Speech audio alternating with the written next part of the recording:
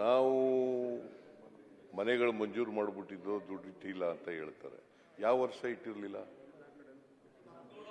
ಯಾವ ವರ್ಷ ಇಟ್ಟಿರ್ಲಿಲ್ಲ ಸ್ವಲ್ಪ ಹೇಳ್ತೀರಾ? 17-18 ನಿಮ್ ಸರ್ಕಾರ ಹೋಯ್ತಲ್ಲ. ಆಯ್ತಪ್ಪ, ನಮ್ ಸರ್ಕಾರ ಆಯ್ತಲ್ರಿ. ನಮ್ಮ ಯಾರು ವಿಜಯನಗರದ ನಾವ್ ಎಷ್ಟ್ ದಿನ ಇದ್ದಾಗ 17-18ರಲ್ಲಿ ಕೃಷ್ಣ ನಾವ್ ಎಷ್ಟ್ ದಿನ ಇದ್ರಿ? ನಾವ್ ಎಷ್ಟ್ ದಿನ ಇದ್ದು? 17 6 ವರ್ಷ ಇದ್ರಿ ನೀವು. 6 ವರ್ಷ ಇದ್ರಿ. 6 ವರ್ಷ ಇರ್ಲಿಲ್ಲ ಇದ್ರಿ ಮುಖ್ಯಮಂತ್ರಿ ಕಾಂಗ್ರೆಸ್ ಮತ್ತು ಜೆಡಿಎಸ್ ಸರ್ಕಾರ ಅಲ್ಲ ನಿಮ್ದು. 6 ವರ್ಷ ಹೆಂಗ್ರಿ ಚೇರ್ಮನ್ ಅವಧಿ ಇರೋದೇ 5 ವರ್ಷ. 6 ವರ್ಷ ಇದೆ ಬಜೆಟ್ ಮಂಡಿಸಿದ್ದೆ ಅಂತ ಹೇಳಿ ಸಿಎಂ ಗಿಂತ ಮೇಲೆ ಪೋಸ್ಟ್ ಬಟ್ 6 ವರ್ಷ ಅನ್ನೋದು ತಪ್ಪಲ್ವಾ? Does it not against the constitution? 5 years ಹೇಳಿದ್ರೆ ಏನ್ ಪ್ರಯೋಜನ? ಈಗ ಮಾನ್ಯ ಅಧ್ಯಕ್ಷರೇ, ಸುಮ್ನೆ ಆರೋಪ ಮಾಡಕ್ ಹೋಗಬಾರ್ದು. ನಾವು 5 ವರ್ಷದಲ್ಲಿ 14,42,000 ಮನೆಗಳು ಕಟ್ಟಿಸಿದ್ದೀವಿ. ಎಲ್ಲಕ್ಕೂ ದುಡ್ಡು ಕೊಟ್ಟಿದ್ದೀವಿ. ಇವರು 5 ವರ್ಷ ಇದ್ರಲ್ಲ, 3 ವರ್ಷ 10 ತಿಂಗಳಿದ್ರಲ್ಲ, ನೀವು ಎಷ್ಟು ಮನೆಗಳನ್ನು ಮಂಜೂರು ಮಾಡಿದ್ರಿ, ಎಷ್ಟು ದುಡ್ಡು ಕೊಟ್ಟಿದ್ರಿ ಅಂತ ಹೇಳಿ ನೋಡೋಣ.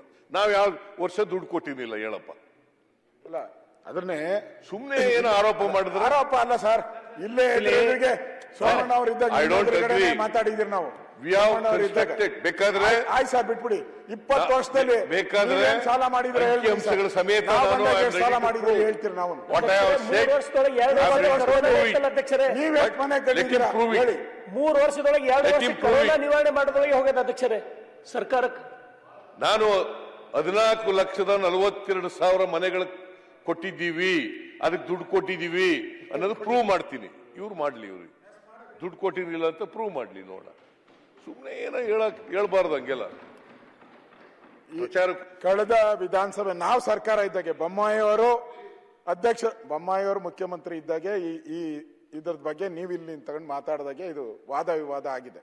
ಅವಾಗ ನಾವ್ ಹೇಳಿದಿರಿ, ನೀವ್ ಎಷ್ಟು ಮನೆ ಕೊಟ್ಟಿದಿರಿ, ಅದ್ರಲ್ಲಿ 10% ದುಡ್ಡು ಕೊಡ್ದಿರ ಹೋಗಿದ್ದೀರಾ, ನಾವು ಕೊಡ್ತಾ ಇದ್ದೀರಿ ಅಂತ ಸೋಮಣ್ಣ ಅವರು ಹೇಳಿದಾರೆ. ಅಲ್ಲೇ ಸೋಮಣ್ಣ ಸುಳ್ಳು ಹೇಳಿದ್ರಿ, ನೀವು ಆ ಸುಳ್ಳು ಯಾಕೆ ಹೇಳ್ತೀರಿ? ಈಗ ಮಿನಿಸ್ಟರ್ ಹೇಳಿರೋದು, ಆಸ್ ಎ ಮಿನಿಸ್ಟರ್ ಸರ್. ಆಯ್ತು ಸರ್, ಸ್ಟೇಟ್ಮೆಂಟ್ ಮಾಡಿ. Produce the document. 1 ವರ್ಷ 6 ವರ್ಷ ನಮ್ದು 3 ವರ್ಷ. Totally false. It is not based on facts.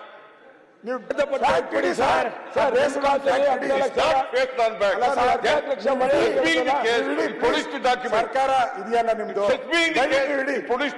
Ready to accept. I will prove it. ಕತೆ ಹೇಳಕ್ ಹೋಗ್ಬಿಡಿ. ನೀವು ಸರ್ಕಾರ ಇದ್ದೀರಾ, ಕೊಡಿ. ನಾವು ನಾಳೆ ತಗೊಂಬಂದ ದಾಖಲೆಗಳು